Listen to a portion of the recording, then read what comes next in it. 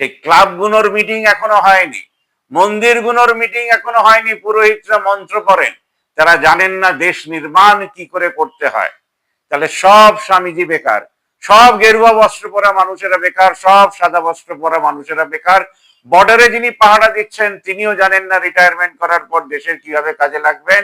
কর্মরত পুলিশেরাও জানে না দেশের জন্য কোন কাজ করলে দেশের উন্নতি হবে।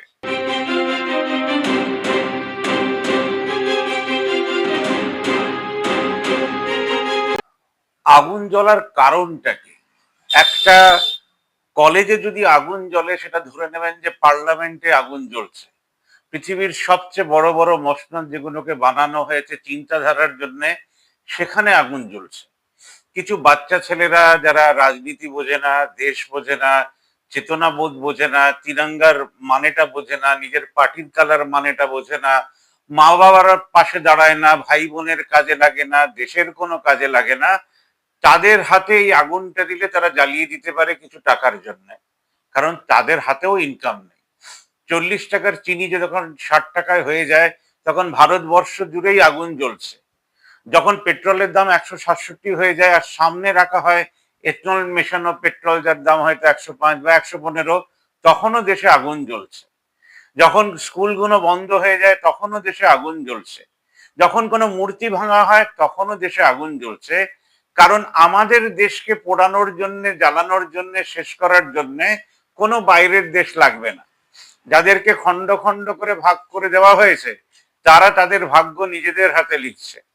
আর যারা এই দেশের ভেতরে রয়েছে তারা ওই দেশের নাম করে রাজনীতি করে। তাই রাজনীতি মূর্খদের আমাদের দেশে।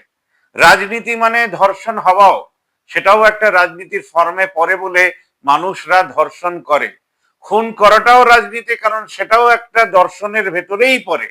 কারণ খুন করলে আপনার পুলিশ স্টেশন লাগবে, উকিল লাগবে, জাজ লাগবে, নইলে তো তাদের হাতে কাজই থাকবে না। চুরি করাটাও একটা দর্শনের ভেতরে ধর্ষণ পড়ে, কারণ এটার বাইরে আমরা যেতে পারি না। ভারতবর্ষের এমন কোন মানুষ এই মুহূর্তে নেই যারা এইগুলোকে পুরো সমস্যাকে নিয়ে সমাধান করে। তাই ভারতবর্ষের থিঙ্ক ট্যাঙ্ক মনে করে যে রাস্তাকে পরিষ্কার করানো হচ্ছে সবচেয়ে মেইন কাজ। ইলেকট্রিসিটির বিল কম থেকে বেশি হয়ে যাওয়াটা আরো বড় কাজ। তার কারণ আমাদের দেশের মানুষেরা আমাদের দেশটাকে ভালো না বেসে তারা একে অন্যের সঙ্গে লড়াই করে, বারবার করে। সে মতবাদ লেনিনের হোক, গান্ধীর হোক, সাভারকার হোক, গোডসে হোক, কোনো না কোনো কারণে লড়ে যেতে হবে। এই মূর্খদের হাতে আমরা ভারতবর্ষকে দিয়ে রেখেছি, যেখানে শিক্ষিত মানুষেরা এখনো এক হতে পারেনি। যাদবপুরের আগুন নিয়ে আরো বিস্তারিত যাব।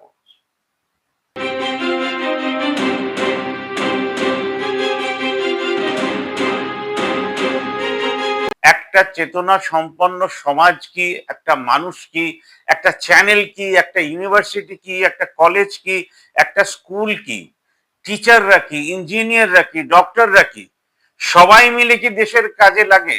সবাই ঠিকঠাক নিজের চাকরি করছেন, সবাই ঠিকঠাক চেষ্টা করছেন যাতে সমাজটা উচ্ছন্নে না যায়। কিন্তু দুটো মানুষের হাত ধরে, মানে 100-র ভেতরে দুটো মানুষের হাত ধরে যদি আগুন জ্বলে, তাহলে বুঝবেন 98 মানুষ হচ্ছে মূর্খ। 98 মানুষের চেতনাবোধ হওয়া সত্ত্বেও তারা এটাকে আটকাতে পারেনি।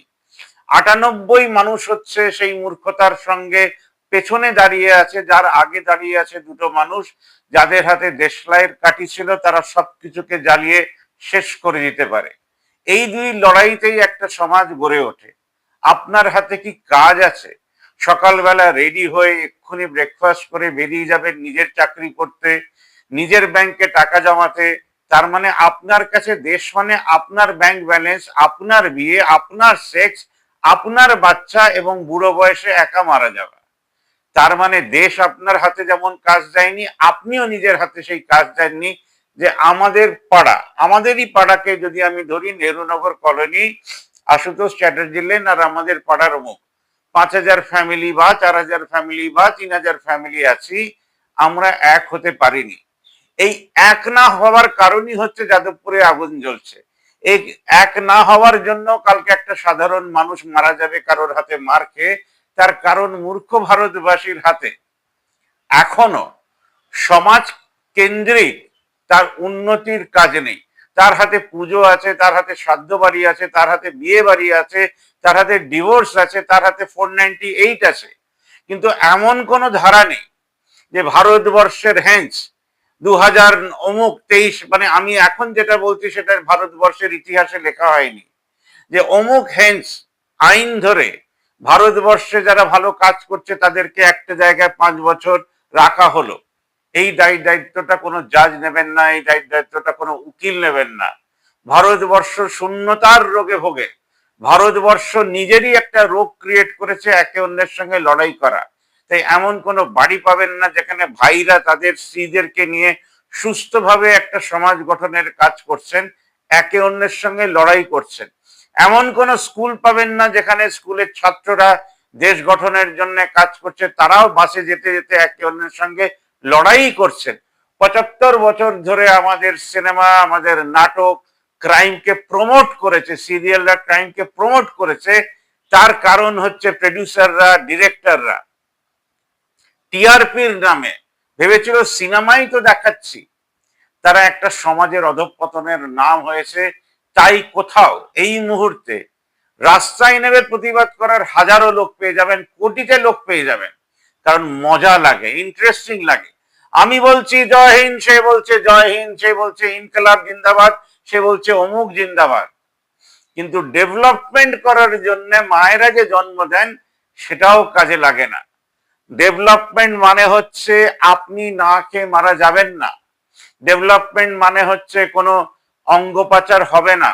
ডেভেলপমেন্ট মানে হচ্ছে কোনো রেপ বা ধর্ষণ হবে না। তার মানে হচ্ছে কোনো মানুষ সুইসাইড করবে না। সুইসাইড করবে না মানে সে এমন কোনো হীনতায় ভুগবে না যে আজকে সে ভাবছে যে আমার বেঁচে থাকারই কোনো কারণ নেই। যাদবপুরের আগুন বোঝায় যে আমাদের দেশে চিন্তাহীন কর্মীদের হাতে যদি দেশটা যায়, একটা নেতা এসে তাকে তার ভেতরে এমন আগুন জ্বালিয়ে দেবে যে সে দেশটাকে ছারখার করে ছেড়ে দেবে। তাই আপনাদের বলছি, যারা হাতে আগুন ধরেছেন, পার্টি অফিসে গিয়ে সারাদিন ধরে বাবা ব্ল্যাকশিপ করছেন, অন্নপূর্ণা ভান্ডার মায়েরা পাবে কিনা সেটা ইম্পর্টেন্ট নয়। আপনারা এমন মুভমেন্ট করুন যে পাড়ার মানুষেরা চাঁদা দিয়ে মায়েদের হাতে অন্নপূর্ণা ভান্ডার তুলে দিতে পারেন, 3000 টাকা না 6000 টাকা। এটা একটা লড়াই, ক্রমবর্ধমান উপরে ওঠার লড়াই, আর ক্রমবর্ধমান নেতাদের হাত ধরে নিচে নামার লড়াই। এর মাঝে আটকে রয়েছে আমাদের মতন যারা খবর করে, মিনিংলেস। তার কারণ জানেই না মানুষ বাংলা কাকে বলে। বাংলায় কথা বলে কি উন্নতি আনা যায়? হিন্দিতে কথা বলে কি উন্নতি আনা যায়? গুজরাটিতে কথা বলে কি উন্নতি আনা যায়? মহারাষ্ট্রিয়ান ভাষায় কথা বলে কি উন্নতি আনা যায়? তেলেগু ভাষা বলে কি উন্নতি আনা যায়? আসামিয়া বলে কি উন্নতি আনা যায়? কন্নড় বলে কি উন্নতি আনা যায়? উন্নতি কোন ভাষায় আসবে? যেদিন আপনি নিজে কাজে নামবেন, পাড়ার কোনো কাজে লাগবেন। সেই ক্লাবগুলোর মিটিং এখনো হয়নি, মন্দিরগুলোর মিটিং এখনো হয়নি, পুরোহিতরা মন্ত্র পড়েন, তারা জানেন না দেশ নির্মাণ কি করে করতে হয়। তাহলে সব স্বামীজি বেকার, সব গেরুয়া বস্ত্র পরা মানুষেরা বেকার, সব সাদা বস্ত্র পরা মানুষেরা বেকার। বর্ডারে যিনি পাহারা দিচ্ছেন তিনিও জানেন না রিটায়ারমেন্ট করার পর দেশের কিভাবে কাজে লাগবেন। কর্মরত পুলিশেরাও জানে না দেশের জন্য কোন কাজ করলে দেশের উন্নতি হবে। সব সংমিশ্রণে দেখছেন পতাকা কালো হয়ে যাচ্ছে। এই পতাকার রং ফেরানোর জন্য আপনি কোন কাজে নামবেন সেদিকেই ভারতবর্ষ তাকিয়ে থাকবে। 15ই আগস্ট আবার 2027-এ আসবে, তার আগে কি আপনি দেশের কোনো কাজে লাগবেন?